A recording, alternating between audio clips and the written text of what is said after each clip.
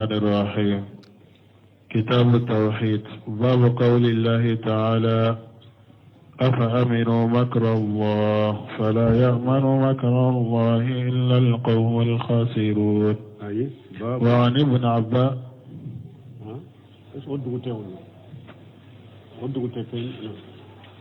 باب من الإيمان بالله.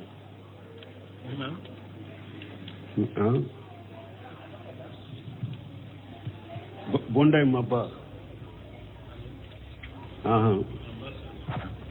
وعن ابن عباس أن رسول الله صلى الله عليه وسلم سئل عن الكبائر فقال: الشرك بالله واليأس من روح الله والأمن من مكر الله. بسم الله الرحمن الرحيم، والصلاة والسلام على نبينا محمد وعلى آله وأصحابه وسلم تسليما كثيرا. سبحانك لا علم لنا إلا ما علمتنا إنك أنت العليم الحكيم. أستغفر الله الذي لا إله إلا هو الحي القيوم وأتوب إليه.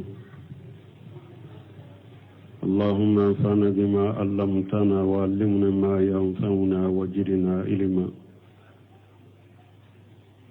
بي أرابا سوية هجريا بكلاني كمناني أن بيناني أن ولون فلا شهر ذو القعدة من هجرة سانكالو تاني كلنا بسوينيو مغاني دوروناي. ميلادي نصاروكا جاتي با فلاني مغاني وورو سانكالو دورونا بسوينيو وتاني سباناي. أمبي دودابو مسجد رجاق أمبو كنو درسوا الشيخ الإسلام الإمام محمد بن عبد الوهاب aka kitabu kono kitabu tawhid bonda min na ko alaka kuma alamin korota lendo moshi hakli te sigi alaka fere un koro fo mogo munu nya mo perdilewni bonda yi dresu temanyanye aka ayawu tawsirike bi min kalanna anka wanni ibn Abbas ka min Abdullah ibn Abbas ma alaka je kabafa ana fa bema anna Rasulullah sallallahu alaihi wasallam suila anil kabair. Ibn Abbas ko uyaci den yininka junubu bawla faqala ciden ko shirku billahi ako junubo bawu uyemminye udo yemminye mushrikiya ka mushrikiya keni alay alade kabbo kateme junubo beka waliyasu mirawhillah ani mogo min be jigitige ala ka nema la wali amunu min makrillah ani mogo min hakkili be sigi ala ka feerew koro ana ka minali koro نندو نصره لا. قوله في حديث ابن عباس رضي الله عنهما نا يا عبد الله بن عباس كحديث كنو ألك جيك أبو فلابيما أن رسول الله صلى الله عليه وسلم سئل عن الكبائر كو يتشيدن ينك جنوب بولا جمع كبيرة والمراد بها كبائر الجنوب. الكبائر كبيرة أوفران كوفران يونكا أوفران لين يونكا كوفران يونكا ودي توكو كبائر لنينيا جنوب بو. وهذا سؤال يدل على أن الجنوب تنقسم إلى شغار وكبائر. نين كلمة فلان نين تشيدن نين كنارا نو يتشيدن نين كالا نين بدلوا لا يرانا ko junubu tilalendo kata junubu mishenw ma ani junubu baw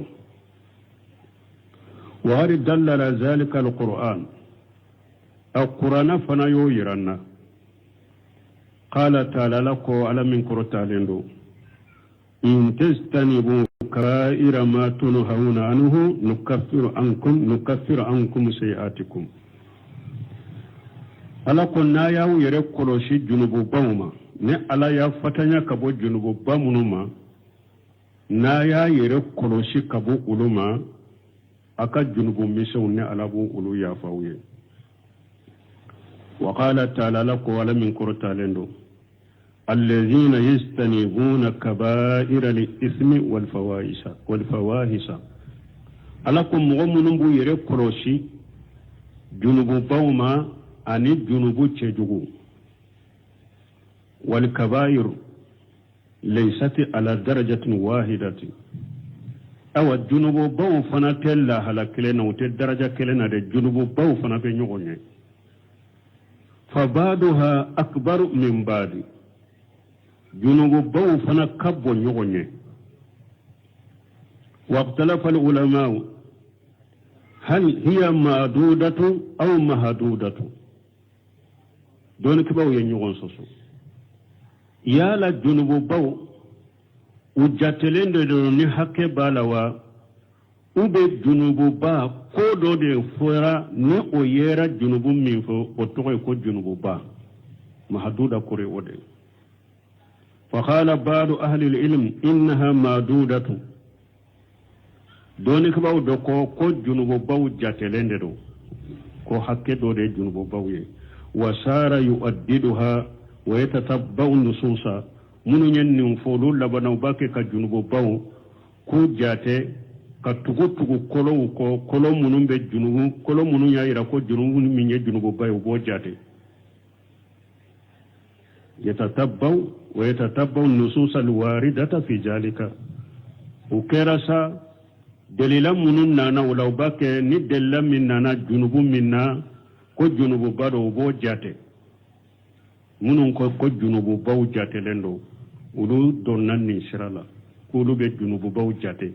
nasunna na ka junubu min ke junubu bay bo jate ubafu ni nyekele ni nyefulana ni nyesabana ni nyedonu ko do ko haklina wa qila innaha mahdudatun doni kaba ko ayi junubu ba dantala me ke chogo de fora no fora junubu no fe otogo de ko junubu ba wa qad addaha shaykh al-islam ibn taymiyyah rahimahullah qad haddaha shaykh al-islam ibn taymiyyah alayya junubu ba danke nyimunye do ko junubu ba dan do de bala mani ko do de be no o fora junubu min no fo to ko junubu ba sinu jate donen tala o shaykhul islam bun teme junubu ba jate mina jumaye ka fonni nye junubu bay fa qala kullu ma urtiba alayhi uqubatun qasatun bun teme ko akoni junubu fora ni janga kata kerelen fora o junubun nufe sawa'un kanat fi dunya aw al akhirati akera so janga kata kerelen fora junubun nufe jiya janga kata de dowa ube laghara janga kata de dowa wa sawa'un kanat bi fawati mahbubi aw bi husul makruh o janga kata kera sawa kunni nin junubu ke ika kanu fendo beke sababu ita soro ube niye nin junubu ke donc ite komin fe obi soro akera sakera nunun kelen dewa wode toko ko junubu ba wa haja wasu jidda bunte mi afule ka min foninye junubu babe yuruwan ni na kosobe yasmanu junuban kathiratan wala junubu ba abe junubu chaman de beke junubu ba nina wajuhu ma khalahu anna al-ma'asi qismain bunte me ay min fo ale chogo ye jumaye ale nyeye jumaye parce que ala soso fula anna al-ma'asi qismani ala soso ye chogo ya fulade قسم نهي عنه فقط يباسر على صوص دوبي على يمغبل ولا درو أما فيهم فو نوفي ولم يذكر عليه وعيد ولا صوص على مكان كرين ما دافوا نوفي فعقوبة هاجة تأتي بالمعنى العام للعقوبات donc wala soso o janga kata bedo ala soso janga kata gorobadire na ibasur wala soso janga kata kerekere ma fola wa hadhihi al-mashiyatu mukaffaratu bi fi'l ta'at donc nin junubu sugu ni ala soso sugu ala bato beke sababu kulu yafa ni ala soso min fora a fora duro ka fonni ni ala soso janga kata kere mana nofe jiya janga kata kere mana nofe lahara o ala soso o kal janga kata bese kado ala soso gorobali junubu gorobali janga kata lila me iba suru janga kata kere ma fo ala wala soso sugu ala bato go o ala soso sugu junubu ya fa kaboila ka qawlihi sallallahu alaihi wasallam komi ciden ka kuma la ka tanuna kisibaka صلوات القمص والجمعة إلى الجمعة ورمضان إلى رمضان كفارة لما بينهن إذا اجتنبت الكبائر كيدون كو فرلا سالي دورو فرلا سالي نيغونچه جمعة أني جمعة نيغونچه سنغالو كتا أنيغونا سنغالو لا نونون بي جنوبو يا فجنوبو من تمنا أني نيغونچه ني يري كروشي جنوبو بالا وكذلك أبو تقول ما ورد في الأمرة للأمرة مننا الأمرة كتا الأمرة والوضوء أن يصلي من تكفير القتايا قنون بالجنوب يافا فهذه من الصغائر ولا نين جنوب تقول كو جنوب مشو فرلا سلني نيغونچه جنوب منون بيافا jumani ñogonce junubu munum be yafa sungalo ñogonce junubu munum be yafa alimura ñogonce junubu munum be yafa salliji be ke sababu ka junubu munum yafa nunun de to ko junubu misew wa qismu junubu do be urtiba alayhi uqubatu qasatu janga kata kerekelen do de nana onofe junubu to ya fulanna iba suru junubu do be ala soso do be janga kata kere len do nana anofe kallan komi dangali lana Allahu almutasabbihina min ar-rijali bin nisa'i wal mutasabbihati min an-nisa'i bir rijali nununa nyuno junumu munu ni danga nana unofe awli qadabi ube junubu munu ni dimi nana unofe ni mo menye ni junubu nke ala diminen bi koro awi tabarru ube barili laysa minna man qassana uluna nyugono ni barili nana yoromi ni mo menye ni junubu kala barilen bila ni mo menye ni junubu ka chiden barilen bila wa tabarru min fa'ilihi ube junubu min ni barili nana kabariya kabwa tigima awli haddi fi dunya ube junubu min ni haddu nana nofe jiya komi jeneya sunyaliw na nyugono haddu nana nunu nofe jiya kono aw naful iman ube junubu min ni limaniya gera kaboyila na afora junubu min nofe ni mogo min ni junubu ke ite muminiye kan limaniya ge kaboyila nun limaniya gera kaboyila junubu min nofe oye junubu bay kuma asbaha zalika anin nunu na nyogonaw fa hadhihi kabiratu nin ko suguna na junubu nofe oye junubu bade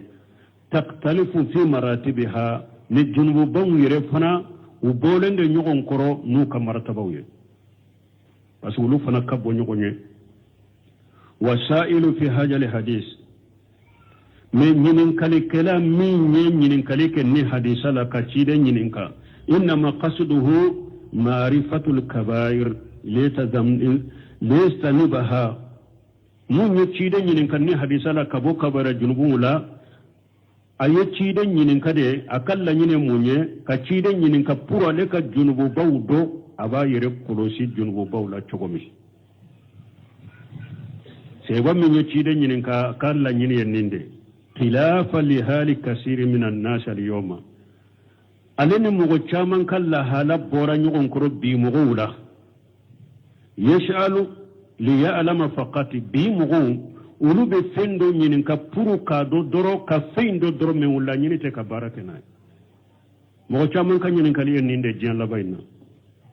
sebo kal ñinin kali kun ye koko ñinin ka qur'ana kono cide na ye koko ñinin ka cide na hadisa kono olu kala ñine de kan nindo puru ni jurewa ala soso de mbinyere kurosama nkan nindo ni bato de do nkake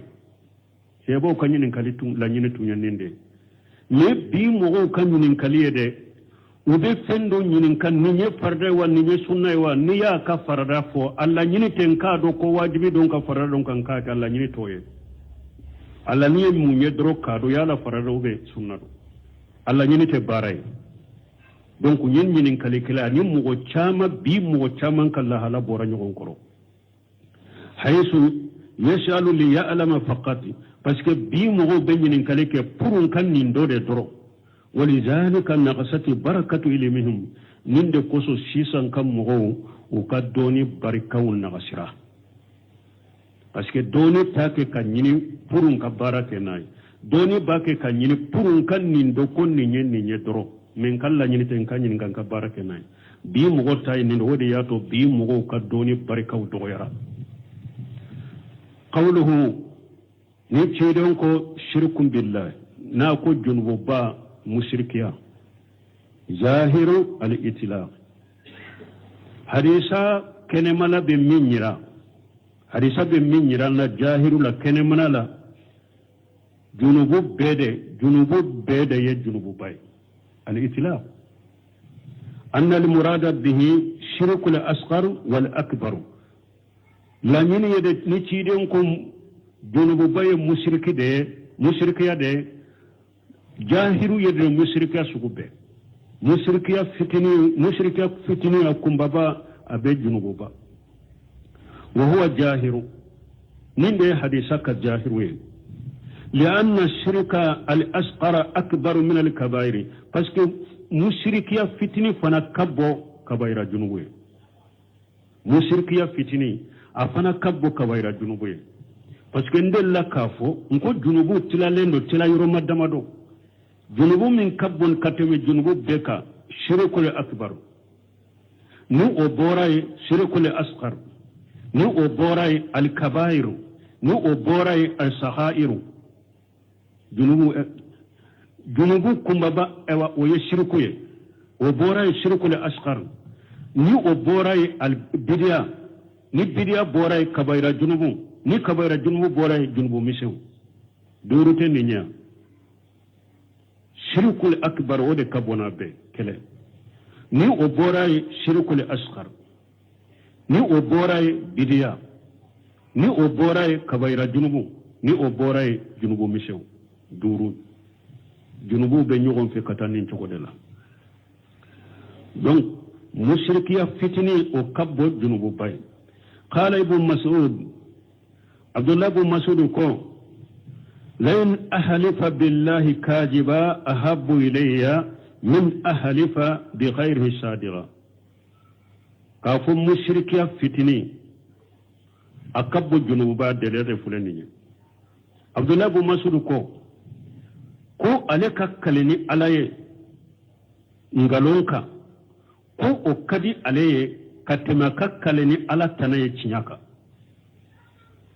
kakkaleni ala tanaye mushrika fitini do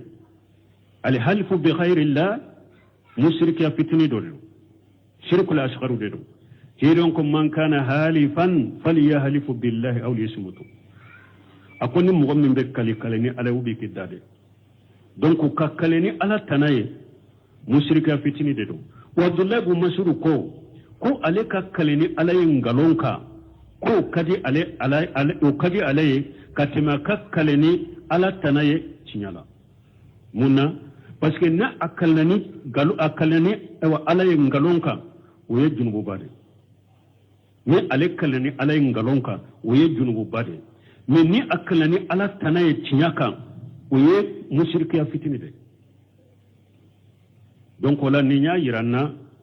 mushrikiya fitini akabbo junubu bade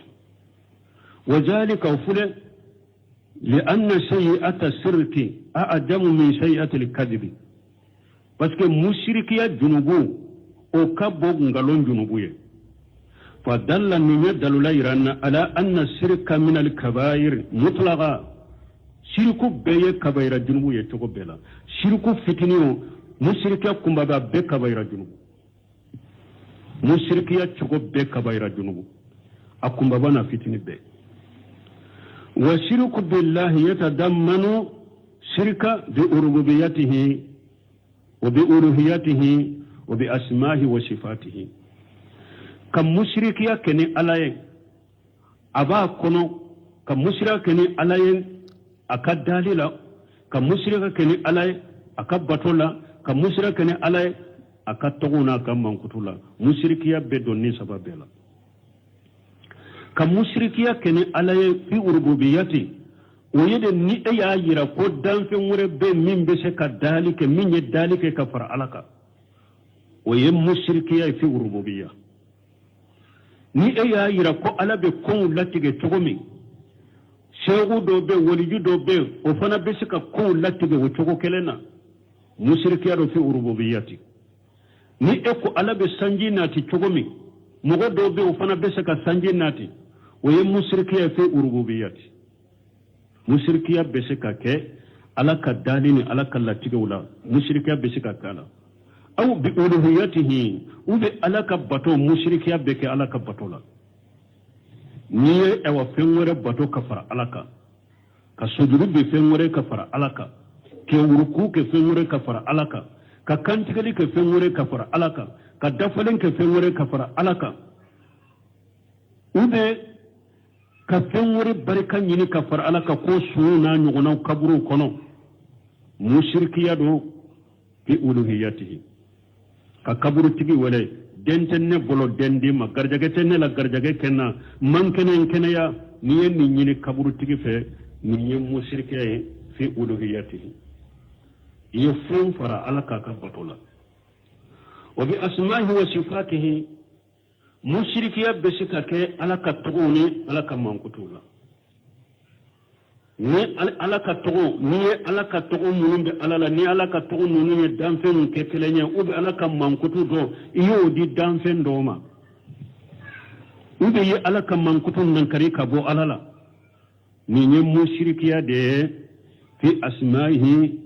wa sifatihi i ye mushrikiya kɛ ala ka tɔgɔ la n'a ka mankutu قوله ناكو اليائس من روح الله اليائس فقد الرجاء وروح بفتح الراي يائس يموني مانا هدم دي جيجي باليا مانا ني اي جيجي بو فين دولا يائس يودي كي جيجي بو فين دولا وروح بفتح الراي قريب من مانا الرحمة rawuhu karayin ke fatahaye o kasoro o koro kasoro nema o koro kasoro oma wa huwa al-faradun wa tanfis o yede ka hadama de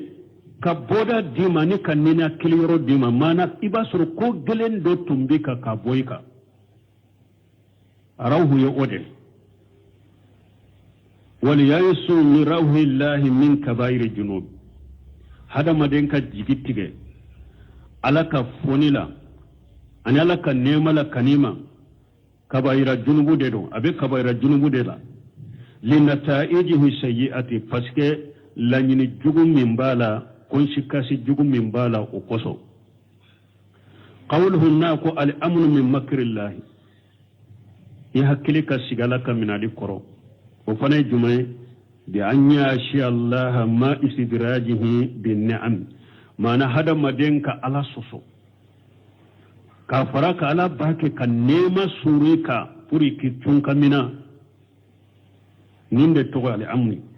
qala ta'ala lako ala min korota leno walladhina kazzabu bi ayatina sanastadrijuhum min haythu la ya'lamun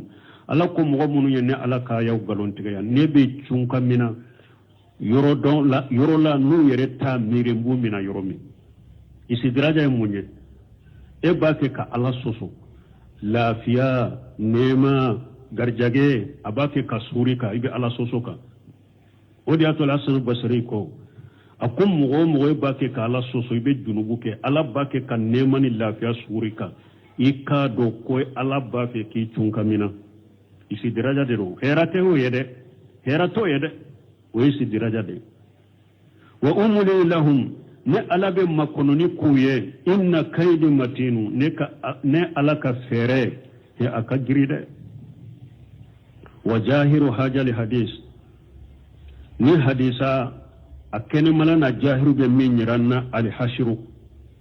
wa laysa kadhalika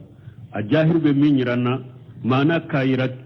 ko munun fule kafu hadisa la junubu bayen nin doronde hadisa jahiru bode yira me ko to chogola de lianna hunaka kaba'iran khayra hajihi paske junubu ba wore be munun ten nonunye walakin rasul sallallahu alaihi wasallam me chide alaka tanuna kishibaka yujibu kulla sha'il bima yunashibu halahu chiden tumbe nyinin kalikela kelen jabi nini la hala min kaka abi jabi ni ode o tumbe ciden kala halal ni mo min ciden nyinin ka eni ko min kaka abi e jabi ni ode fala lahu adola ara haja sa'ilan indahu shay'un min al-amr min makri Allah awil yaisi mirahu Allah adola ibasoro ciden ye adon nin ceyinna kafo nin ceyi hakkili sigilembe ala kaminali koro ube ajigi tigelembe ala kan nema la ode ya to ciden ya le jabi nin chogola farada nyu bayina lahu jalika ciden ya la nyini ko bangaye kafo kin hakkili ka sigal kan minani koro kasore ba kala soso junubu bado ika ewa jigi ka tige ala kan nema fanala junubu bado iba soro cire ni ode do nin cey na ode ya to aya le jabite kanunun fale sino junubu bad dante nununye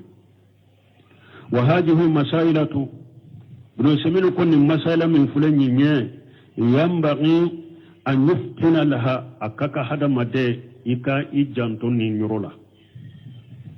ika ni nyoro ika kunu ika hakili katun ni nyorola ko akaka hada made hakili katun ni masaila min fulani nye akaka hada mare hakili katonninna al insanu fima yati min an nusus shar'iyyati hada made nasu munun bena shari'an nasu munun bena mimma jahiruhu ta'arudun nusus munun jahirun beseka ke ku beseka balami nyogonna fayahmilu kull wahid minha ala halil munasibati donc yikana nyagambi nyogonna kana kursi nyogonna ibolo alladje dalila dalanana nasun nasnana abishaka bila la halam minka ani la halam minka ka eka bila ola halaka wala nasu te nyagambi bolo te tarudu te ke bolo dun sen ko kaka hada made hakili katonnina nin nasu munun nana enya korobena balami nyogonna i hakili katonni yorola nasu kelen ni chogoya minka ka jigoka ليحصل التآلف بين النصوص الشرعية pour ina sheka sharia ka dalilawna kan nasu faranyoga وقوله وعن ابن مسعود قال أكبر الكبائر الإشراك بالله والأمن من مكر الله والقنوط من رحمة الله واليأس من روح الله رواه عبد الرزاق. وعن ابن مسعود قال من عبد الله بن مسعود ما قال أكبر الكبائر الإشراك بالله أقول جنوب بوكم ببو أن يودي فانكو جنوب بو فنكبو نغني أقول جنوب بو فنكم ببا مشركيا والأمن من مكر الله أني حكلك الشيء على كمنا لكرو qunutun min rahmatillah ani ka jigittige ala ka nemala wal yasu min rahmatillah ani ka jigittige ka bala ka fonila wala ka fonitena ema arawahu abdurrazzaq ya bo fi musannaf abdurrazzaq musannaf do babolo uba fi musannaf abdurrazzaq kitabu dawde do aya bo kono qawluhu nako في أسر بن مسعود ناكو بن مسعود كأسر كنو الإشراك بالله حاجة أكبر الكبائر مشرك يودي جنوب كمباباي لأنه انتكاه لأعظم الحقوق باسكو مشرك يدي حكم من كبو حكم بيه كوتيا ويجمع هو حق الله تعالى ويألك حكده nyenni mfosinya chama tumami jamana nunu tumbe fitina wula karamogo munu dambi kata sunnama nuye koudo de sunna kono be tiali ke noye uni sunna ke foila nyafu ya wakati mkuu bake ka kele minke unu karamogo yerebe jama min faranyogonka mogo dobo jama kono junubu mimbe ulu bola kabbo fama utai ukanka ude kele folo ulo tunte faamaw kelede ya ko hakkew ciyana ko jamana deun ka hakkew dia alaka hakke tun kabbo hakke be alaka hakke kabbo hakke be mushrikiya be jamana kono donyo karamogo ye nu ye mushrikiya kele donyo karamogo ye nu ye marashike kabila jamanye ka marashike jamana in kono ko mushrikiya be jamana kono faama ka nyanyina wala donyo aye ewa hakke min kabbo ni hakke be waya alaka hakkede alaka hakke ciyana nin jamana yin kono o karamugo ma wuli ko marashika ma kuma fo wulu ko be hada madun ka hakkede ni bal ulu yere de tumbe alaka hakke ciya yere nu tara mugo min fe ubu kun sulaye uba fo ko ulu be dina demelila ulu be e wasilamiya demelila ka soro ulu yere be te kun suli nyogona danfe nyeka alato o ye musrika yere folo o ya alaka hakke ciya le folo e ko be hadamade hakke nyinena ka soro hakke min kabbo kateme hakke beka e yere de bake ko cinya folo nya laban kera chugudi alaban kera nyana harbe anto balawde kuno anu fitina ambe ala de dele ala ka jamana bo kono me harbe jamana don ne be min fawye aye kuno de jamana imbe balaw min kuno asababu doye munye jamana dew maddi a chama madina yere tinyana haqiqa menye umufamu dina yere haqiqa na tiye menye wode mafamu mogo do betas ewa nin dina droke do akanna kanni sunna droke do akanna kadambi katama ka tinyali ka kono ka ko chaman do kono ka sur min ta kono jamana den chaman ta do e tuba soro ukanne شو سالو فوجاني جافو تقوم فسيها بليغة وكان نين بكم الدبالي ويجمنا دمب ونين يجمنا دمب الدبالي كوفر ويركان غلونغا أغلون بحرب بي أم بي على الدلي ما جايا كسا دمو دو جايا رالا mi harib dambe ala deli ala kan ni tumbe galon minna jamana kono ala ka jeya jamana dembe ni jiya beye donc hadamade naw kawe doni ke bawde wakati benere netumbo de fuye nko naw kawe kramode ayo kutuba kala nawye aye hammini tawhidi nya jamana en kono folo jamana en kono ala ni kuluma bonyogona ala ni dinginya soma bonyogona ala le kaburu tigima bonyogona ala ni irima bonyogona aw ka karamo ka baratun kanka ke ode jamana kono ka jamana nettoye ko bo jamana kono ala ka do folo ala kelempe ka bato ani bidia bambali munumbe jamana en kono aw ka karamo yere ulu do ke bagawye ulu de ka juguni junubu be munna karamo te nyinu wala mushrikiya ni bidia de ka juguni junubu be e woni mushrika ni bidia karamo munum ba fo ku ulu be fama kele ni mushrika ni bidia be ulu yere de boro fama taye kabaira junubu de aw de taye mushrikiya uda ta ka jugu taye sinya keme karamo kanya nyini jamana mushrikiya min ba kono bidia min ba kono ata yo de ayo keleke me aw mo keleke de utara silamia briefini de biru yerela ka sunna briefini biru yerela ka ke chiali akoro ne ubede jabiri yo de fo akom mo sima yere suturani ni sunnaye ko ibe chiali ka kono fo ala ye maloya bede jabiri akom mo sima yere suturani ni sunnaye ko ibe chiali ka kono fo ala ya be maloya ala be cewu naati cee munun te sira foye wohu ka lebu yira bela ka fo tugulen tumbe min ko tunte foye la ningalonte har be ala ka mugo ye sunna brifini biri yere la ka cele ka koro ka nisimna togo cinya jamana in kono ka silamiya togo cinya ala ka be malo ya ka boy bila keneka jamana don ka bedo dina cinya na galon ka se ka bonyo na mugo ku ta yorodo ala ko ke jamana ine وقوله دونك أقول وهو حق الله حق من كبني حق بيه ويه ألك حق لك حق الله تعالى الذي أوجدك مسمي إلا سرق إلا سرق كينا تنجيا كنو مسمي إلا تنجيا كنو وأدك كي إلا بي وأمدك ewa ki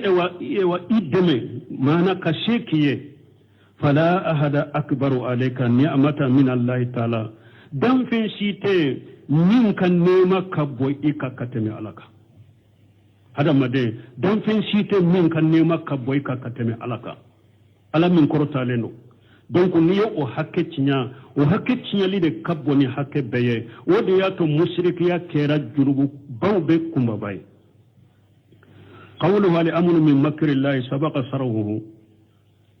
ناكوي هكلي كسيجي ألك من الكرو أن ينسره كتمه قوله القنوط من رحمة الله واليائس من روح الله المراد بالقنوط أن يستبعد رحمة الله قنوط الله ينموني هذا ما دينك إيريني ألك النيمة سرولي إيكا إني ألك النيمة سرولي جنيا ويستويد حصول المطلوب أني إني إكنيني فين سرولي إني كنيني فين سرولي كيلي جنيا والمراد باليائس هنا أن يستويد الإنسان جوال المكروه لا يني منيا اليائس قال لا يني مراه الله لا يني منيا هذا ما دي ألك دغون من بيكا ودغون وليلي كابويكا يكوني كيلي جنيا وإنما قلنا ذلك أقول ينفو لأن لا يحصل تكرر في كلام ابن مسعود بس كلام نون كروب ونيون كروب منا بس ابن مسعود ككما أكناك كما إنكناك الساجرة كوكلنا سنفلا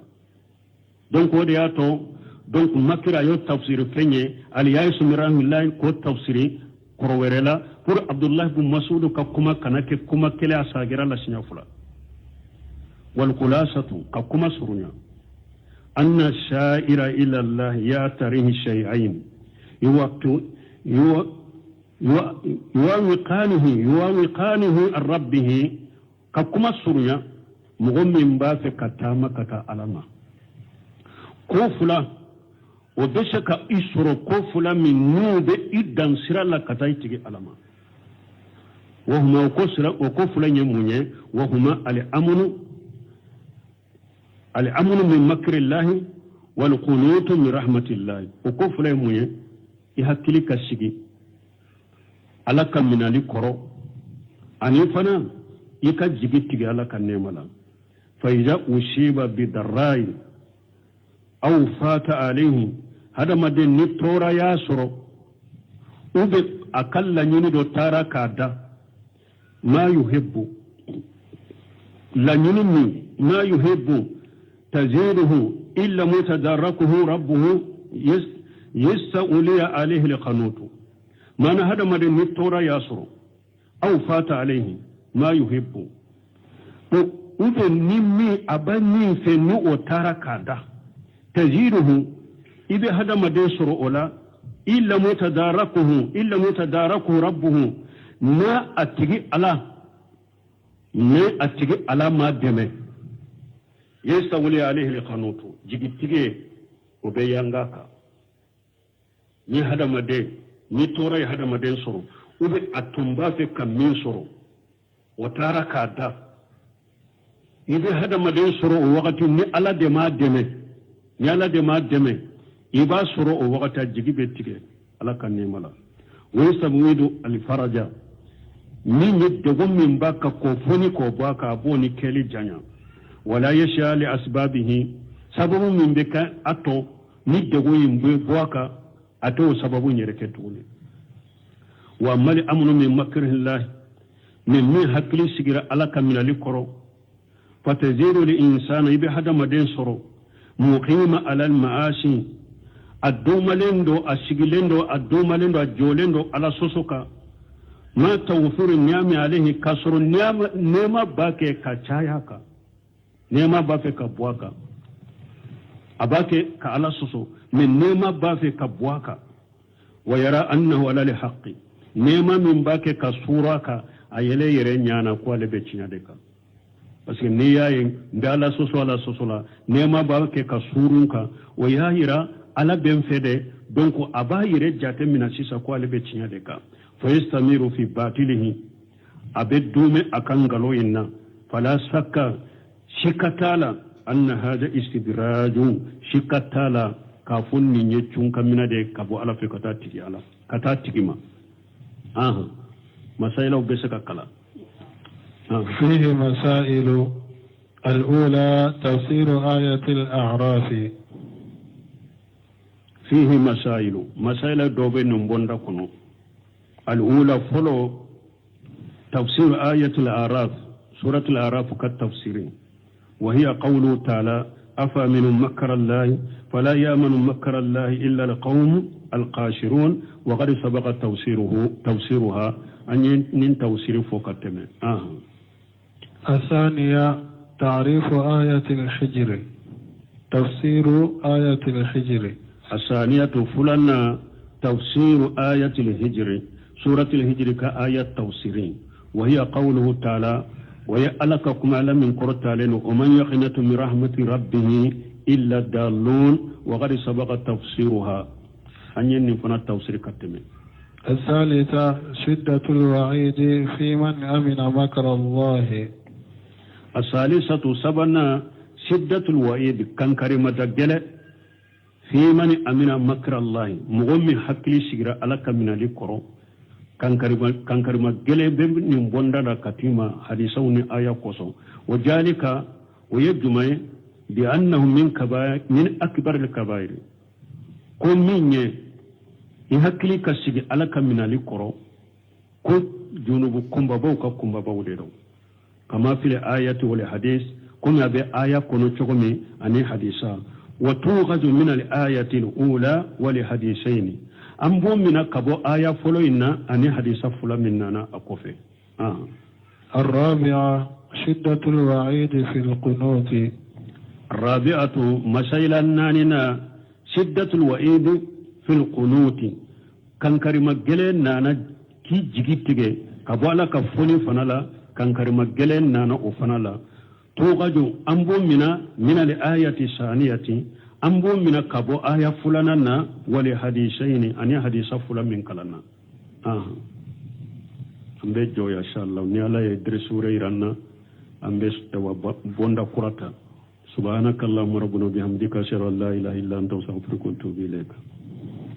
الشيطان الرجيم بسم الله الرحمن الرحيم كتاب التوحيد باب قول الله تعالى أفأمنوا مكر الله فلا يأمن مكر الله إلا القوم الخاسرون وعن ابن عباس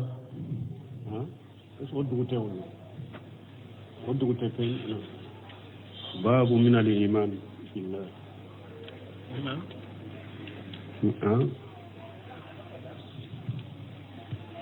بونداي مبا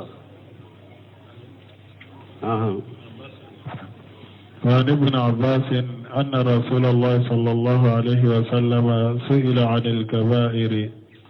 فقال الشرك بالله واليأس من روح الله والأمن من مكر الله بسم الله الرحمن الرحيم والصلاة والسلام على نبينا محمد وعلى آله وأصحابه وسلم تسليما كثيرا. سبحانك لا علم لنا إلا ما علمتنا إنك أنت العليم الحكيم. أستغفر الله الذي لا إله إلا هو الحي القيوم وأتوب إليه.